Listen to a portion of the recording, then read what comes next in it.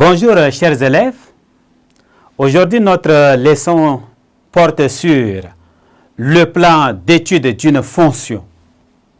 Vous savez, il y a plusieurs plans d'étude d'une fonction, mais nous, on va proposer un plan indicatif qui va nous servir d'étudier une fonction.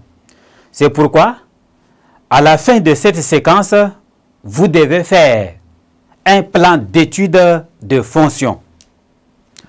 Plan d'étude de fonction. À titre indicatif, nous proposons le plan suivant d'étude d'une fonction f. En 1, nous allons déterminer d'abord l'ensemble de définitions de la fonction f, dont ensemble de définitions. Ensemble de définitions df.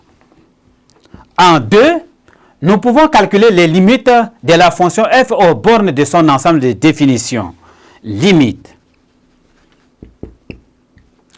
de f aux bornes de df. Aux bornes de df. En 3, nous pouvons calculer la fonction dérivée. Dérivée f' de x. En 4, nous pouvons étudier le signe de la fonction dérivée et déduire de ce tableau de signes ou de signes de fonction dérivée le sens de variation de la fonction f. Signe de f' de x et sens de variation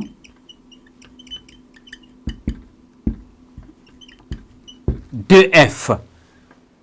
En 5, après avoir déterminé le domaine de définition, après avoir calculé les limites et étudié les variations de la fonction f sur son domaine de définition, nous pouvons regrouper tous ces résultats-là dans un tableau appelé le tableau de variation. 5. Tableau de variation. Tableau de variation de f. En 6, nous pouvons rechercher les droites remarquables, les droites et les points remarquables, en commençant par les asymptotes, les tangentes, les points d'intersection de la courbe avec les axes des coordonnées.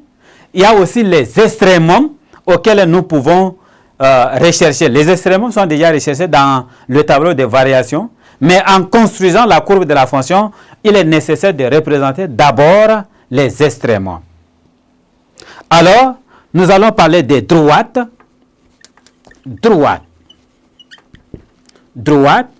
et points remarquables. Droites et points remarquables. C'est pourquoi j'ai dit sur les droites, il y a les asymptotes et les tangentes. Les points remarquables, nous avons l'interaction de la courbe avec l'axe des coordonnées, c'est-à-dire l'axe des ordonnées et l'axe des abscisses. En 7, nous pouvons construire, après avoir franchi toutes ces étapes, nous pouvons déjà construire la courbe représentative de la fonction f dans un repère. De préférence, il faut choisir un repère orthogonal. Je crois qu'à présent, si vous avez une fonction et que vous voulez étudier, vous avez déjà un plan indicatif qui peut vous servir d'étude d'une fonction. Alors, ne partez pas. Nous allons poursuivre les exemples dans les séquences à venir. Merci d'avoir prêté attention. Je crois que vous avez pris bonne note. Merci.